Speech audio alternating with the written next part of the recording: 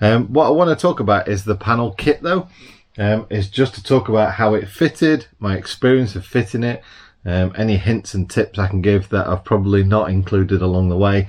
So as we were saying about the back panels on this side, they're saying start at the bulkhead surround and then work back.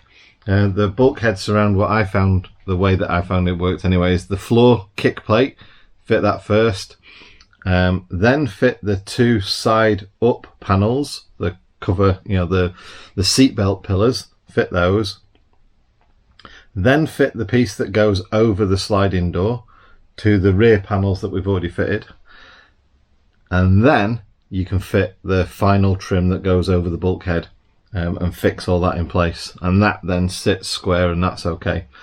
And then as far as this side, what I would suggest is you fit that panel first, the window panel, and get that square, and get the edge along the side of the seatbelt pillar, so just behind the driver's seat, get that all squared and nicely fitted, and then basically fit that panel, and then start on this side, so the off side, start at the back again just like we did the other side, and work back. And then this middle panel here, now that you've got that one and that one, the middle panel is you just kind of like matching up the lines so that it flows. This panel seems to kick up a little bit, so much so that if you look at the window from the outside, this window frame is aligned with these lines, but it's slightly off with the actual window fitted outside, and it's slightly off with the rest of the van as well, because that panel, in order for it to sit over that side,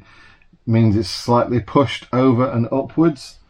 So I've aligned it the best I can, but I would say that this panel here is the trickiest one. And I am going to point this out now as well, is what I don't understand is why it's different in the finish. So this panel has a different finish than this panel, and I've spoken to them about it, and they said, yeah, that's fine. Now the only thing I'd say is I'm pointing it out to you now so you can see it.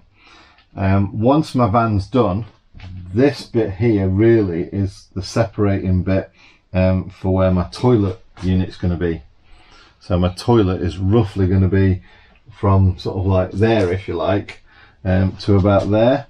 So it's only a small little cubicle. So you won't see these two panels next to each other ever again after this toilet's built.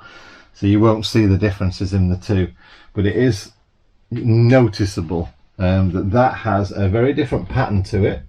So it's got like I mean, you can see the squares and the sort of a pattern to it, and it's got a sheen to it as well that all the other panels don't have.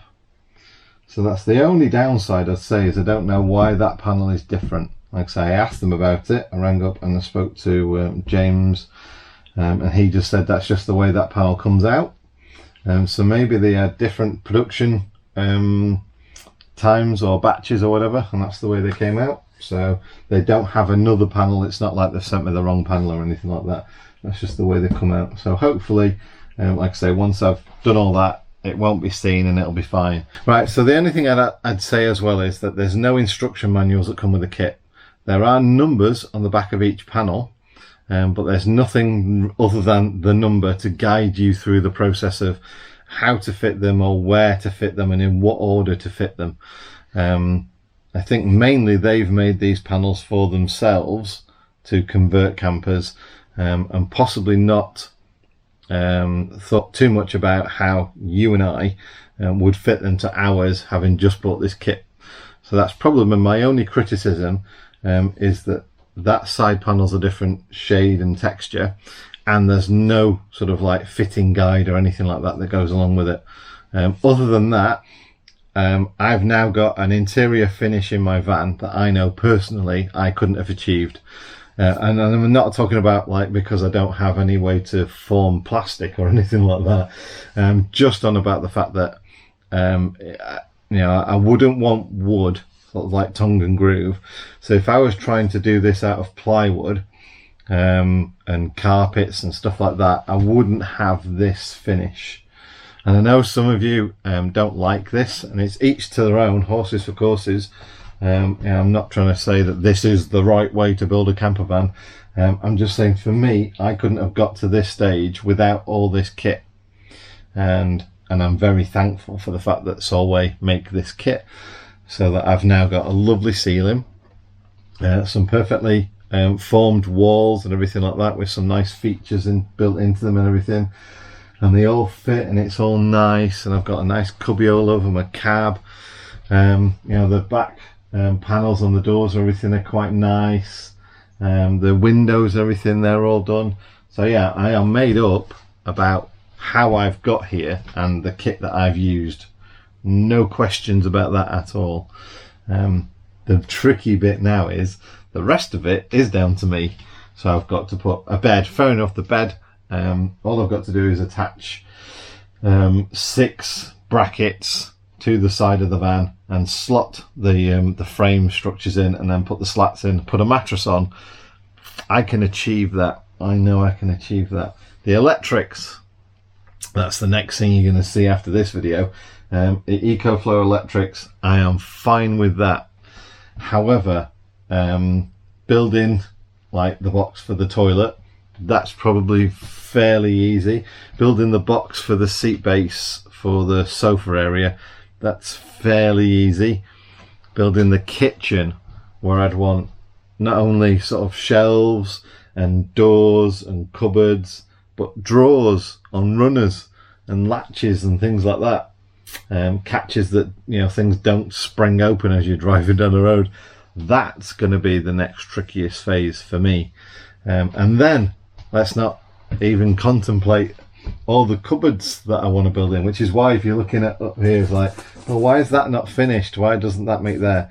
Obviously, you're going to have cupboard runs down there. You can install whatever you want up there. Some people just put shelves up there or whatever, but I guess they've finished this because it would be that much more difficult to figure out the curvature of the roof and all that to finish the panel up to the roof, and then you've got to join this to that or whatever. So I guess I can understand why they've gone down that route.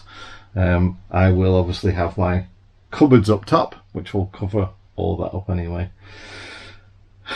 Cupboards can form into different shapes. You've got a slight curve there on the roof. Obviously these panels have curves in them and lines in them. So yeah, that is going to be challenging. Kitchen and cupboards are going to be the real challenges for me next. But like I say, electrics is the next video. Bed, electrics, and then after electrics, diesel heater as well. So at least if I just think, right, you know what, I need a break for a little bit, at least then I've got somewhere to sleep, I've got power, and I've got heating. Obviously my water system is very basic. My toilet doesn't even have to be bolted down. I can just carry it and strap it down with me or something like that for now. So I'm kind of thinking that I may go out and do like a few days just while camping, just to clear my head, and then come back and then tackle the furniture stuff. So I'll have to see about that, because I'm going a bit stir crazy. I've left the unit to go shopping for like tool station and screw fix, and we've also been to the pub one night as well. But other than that, 24/7 I've been in the unit. So much so I've noticed my eyesight's got weird as well, because everything I'm focusing on is like arm's length. I'm measuring up here, I'm measuring there, and I go outside and my eyes are a bit blurred, and it's that thing. I'm like, right, okay then, I need to get out.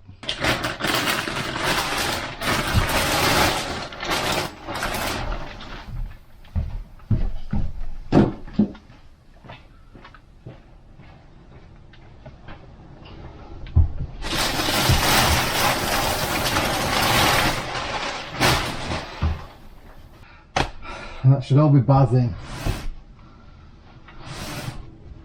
Can't wait, comfy bed.